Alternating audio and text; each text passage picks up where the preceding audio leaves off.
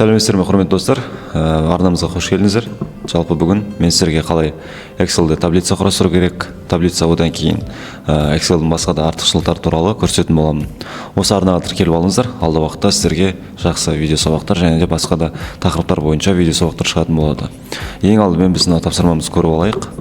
Бірінші кезекте бізде практическая работа по теме таблица в текстовом процессоре. Яғни біз осындай таблица жасауымыз керек Excel'де. Және де осыны біз Word программасында орындайды екенбіз. Және де Word программасында орындау үшін бізге ең алдымен осы жерден танысып алуымыз керек интерфейсіне. Яғни бізде вставка бөліміне өтеміз. Вставка бөліміне өткеннен кейін бізге таблицаны құрастыру керек. Яғни бізде Word'та жасаған кезде таблицаны бөлек қоюымыз керек. Ал Excel'де жұмыс жасаған кезде ол кезде бізде таблица өзі дайын болады. Енді таблицаны құрастырғаннан кейін бізде қанша 5 бағаннан тұрады және де 3, 4, 5, 6 қатардан тұрады. Яғни біз 5 және де 6 5 деген 5 және 6 осы түрін таңдап аламыз және де осы жерге барлық керекті мәліметтерімізді жазып шығамыз. Яғни мына жерде бізге жазылған, енді мен қазақшалап жазып шығайын бәрін. Дүйсенбі және де сейсенбі, сәрсенбі, одан кейін бейсенбі және соңғы күн жұма. Осы арқылы жазып шығамыз және де информатика мәтіні осы жерге жазылады.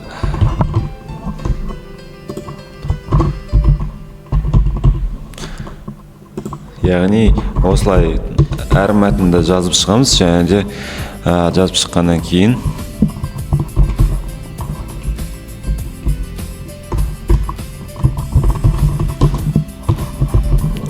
орыс тілі және де математика. Мына бізде сабақ кестесін құрастыруға байланысты. Енді әр пәнді жазып шыққаннан кейін біз мысалға мына жерден көшіріп алсам болады мен. Осылай көшіріп шығамыз. Енді ағылшын, математика деген сияқты пәндерді алайын. Осылай жазып шықсақ мысалға.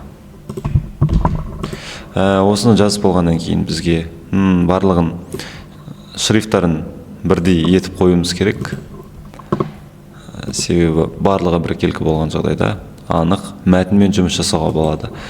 Енді біз мына мәтіндегі сияқты қою жазумен жазуымыз керек күндерді.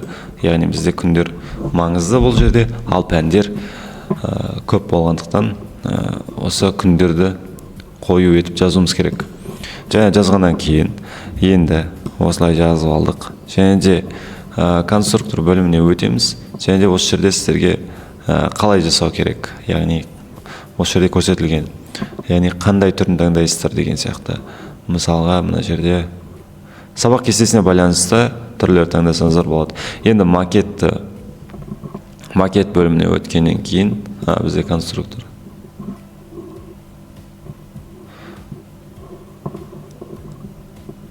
Границы бізде, все границы. Одан кейін внутренние границы. Осылай көрсетілген.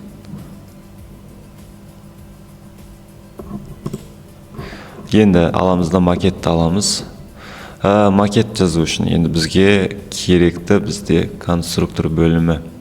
Енді конструктор бөліміне өткеннен кейін бізге қандай түрін таңдауымыз керек.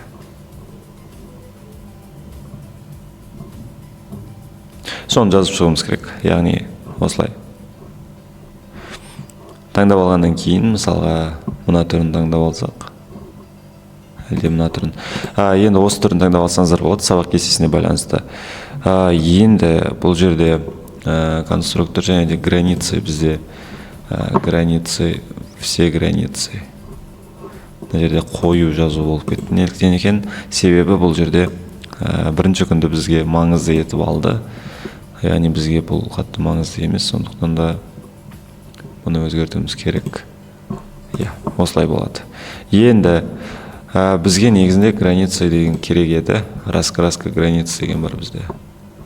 Бұл неліктен шықпай тұрған. Енді қараңыздар, граница бөліміне өтіп, біз өзіміздің қажетті граница қойсақ болады. Енді все границы осылай жазып өтеміз. Және де осы жерден біз өзіміздің енді ішкі границамыз, соны жасақ болады. Яғни мысалға мына жердегі границалар бізде осындай үзік сызықпен жазыларыңыз келсе, осы батырманы таңдап аласыздар, және де үзік сызықпен жазып өтесіздер. Яғни бұл бізде көрнекі түрде көрінуге арналған, яғни сабақ кестесінің негізгі бөлімі, сыртқы бөлімі қою жазумен және де қалың сызықпен сызылса, ал ары қарай жіңішке сызықпен осылай көрсетсек болады екен. Енді осы бізде тура мынау сияқты сабақ кестесі пайда болды. Енді раскраска границаны қайтадан басамыз да осылай қалпына келтіреміз. Яғни Word'да осындай сабақ кестесін жасай аламыз.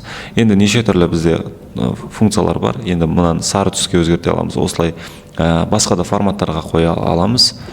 Осымен тура осындай сабақ кестесін жасадық. Енді алдағы уақытта, келесі сабақтарда басқа да кестелермен жұмыс жасайтын боламыз. Яғни мысалға мына бір жерге бір жазуды қалай қою керек деген сияқты басқа да түсіндірме жұмыстар болатын болады. Енді арнаға тіркеліп алыңыздар, комментарий жазып өтіңіздер және лайк басуды ұмытпаңыздар. Комментарийге өздеріңізге қандай маңызды тақырыптар бар және де түсінбеген тұстарыңыз болса, осы жерге жазып өтсеңіздер болады. Және де осыны қайталап жасап көріңіздер. Алдағы уақытта сіздерде қолдарыңыздан келетініне сенімдімін.